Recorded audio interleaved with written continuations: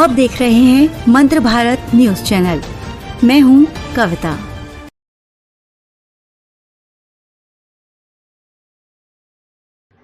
एक media report में यह बड़ा दावा किया गया था कि आरबीआई ने 12 अरब डॉलर यानी करीब 1.14 लाख करोड़ रुपए का सोना चुपचाप बेच दिया है। ब्लूमबर्ग इकोनॉमिक्स की एक रिपोर्ट में अर्थशास्त्री अभिषेक गुप्ता के हवाले से ये दावा सामने आया था। इसमें कहा गया था कि केंद्रीय बैंक ने 22 मई को समाप्त हुए 2 हफ्तों के भीतर भारी मात्रा में अपना सोना बेचा है। इस बड़ी खबर के बाहर आते ही बाजार और आम लोगों के बीच काफी ज्यादा हड़कंप मच गया था। अब इस पूरे गंभीर मुद्दे पर भारत सरकार की तरफ से स्पष्ट और आधिकारिक सफाई आ गई है, जिससे स्थिति पूरी तरह साफ हो गई है। सरकार ने अपने बयान में कड़े शब्दों में कहा है कि इस खबर में रत्ती भर भी सच्चाई नहीं है और यह पूरी तरह से फर्जी है। सरकार ने साफ किया है कि रिजर्व बैंक ने इस तरह का कोई भी कदम बिल्कुल नहीं उठाया है और किसी को भ्रमित नहीं होना चाहिए। इस स्पष्टीकरण के बाद उन सभी गलत अफवाहों पर हमेशा के लिए विराम लग गया है। विदेशी मुद्रा भंडार में सोने की हिस्सेदारी के सटीक और आधिकारिक आंकड़े।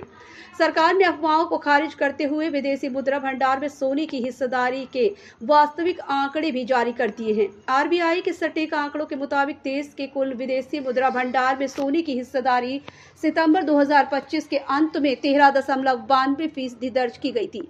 इसके बाद इस हिस्सेदारी में लगातार बढ़ोतरी देखने को मिली, जो देश की मजबूत होती अर्थव्यवस्था का एक बड़ा और अहम संकेत है।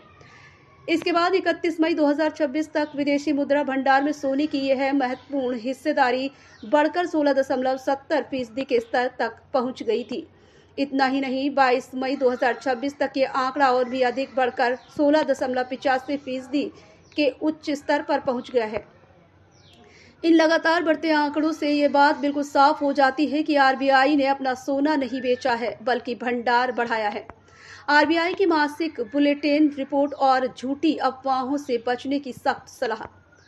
भारतीय रिजर्व बैंक अपनी पारदर्शिता बनाए रखने के लिए समय समय पर अपनी विस्तृत रिपोर्ट और सभी जरूरी डेटा जनता के सामने पेश करता रहता है। इसी कड़ी में आरबीआई ने अपने मासिक बुलेटिन में भी गोल्ड के फिजिकल स्टॉक के बारे में पूरी और सटीक जानकारी दी है। इस बुलेटिन को पढ़ने के बाद कोई भी व्यक्ति आसानी से सोने के भंडार की असली और एकदम सही स्थिति का पता लगा सकता है। विशेषज्ञों का मानना है कि इस तरह की झूठी खबरों से देश की अर्थव्यवस्था, आम निवेशकों पर नकारात्मक असर पड़ सकता है। इसीलिए सरकार और आरबीआई दोनों ही लगातार जनता से अपील करते हैं कि वे केवल प्रमाणिक और आधिकारिक जानकारी पर ही अपना भरोसा जताए। सोशल मीडिया या बिना पुष्टि वाली मीडिया रिपोर्ट पर आंख मूंदकर यकीन करने से हमेशा बचना चाहिए, ताकि किसी भी तरह के भारी नुकसान से बचा जा सके।